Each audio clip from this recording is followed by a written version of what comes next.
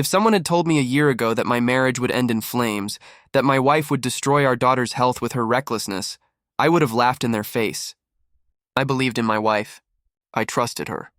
I thought she was the kind of woman who would protect our family at all costs. But sometimes life throws you into a nightmare you didn't even know was possible. Her name is Kavya. We had been married for 15 years, with one beautiful daughter, Ria, who had just turned 13.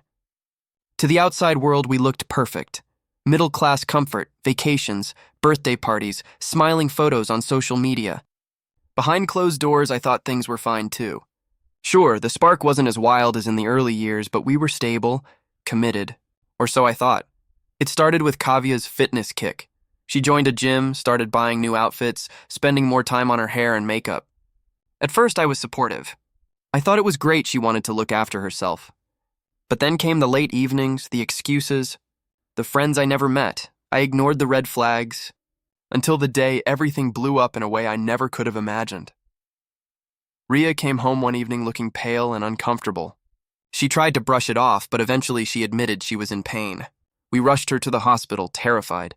After tests, the doctor sat us down with a grim look. "She has an infection," he said carefully. "An STD." I thought my heart stopped. "That's impossible," I stammered.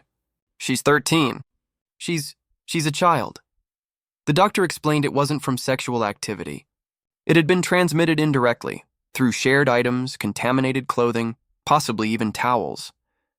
Ria sobbed as she tried to explain she hadn't done anything wrong. And then, the doctor said something that made my blood run cold. "Has anyone in the household recently been diagnosed with or exposed to an STD?" That's when my eyes turned to Kavya. Her face was pale, her hands trembling. She opened her mouth, closed it, then finally whispered, I've been seeing someone." And I didn't realize. The room spun. My wife. She had been sleeping around, and in her carelessness, she had exposed our daughter to a disease meant for her and her disgusting affair partner. I wanted to tear the walls down with rage. Ria was lying in a hospital bed crying because her mother couldn't keep her legs closed. I stayed calm for my daughter, but inside I was an inferno. I told Kavya she wasn't welcome at the hospital. I sat by Ria's side day and night, holding her hand, assuring her none of this was her fault. But the whole time, my mind was sharpening with cold, precise fury. The moment Ria was stable and back home, I began my revenge. First, I confronted Kavya directly. "Who is he?" I demanded. She tried to lie, but I already had suspicions. A so-called trainer she'd been spending hours with. I hired a PI. Within days, I had photos, texts, everything. Proof of their affair. Proof of their recklessness. I didn't scream at her. I didn't even argue. I simply gathered it all into a neat little folder. Then I went to her parents, her siblings, her friends. I handed them copies.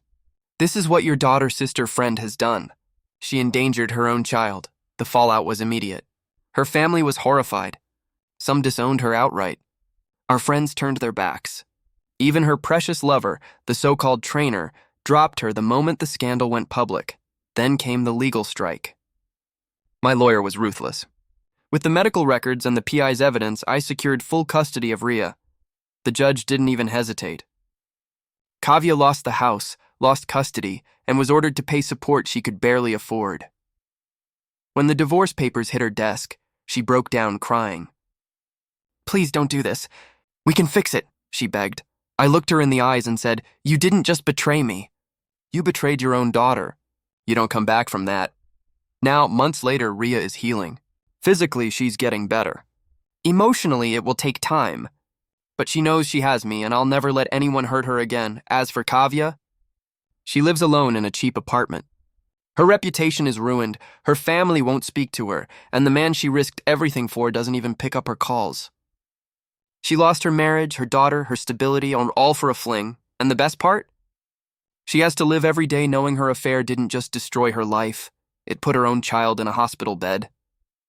That's a punishment worse than anything I could have given. My revenge wasn't just brutal. It was justice.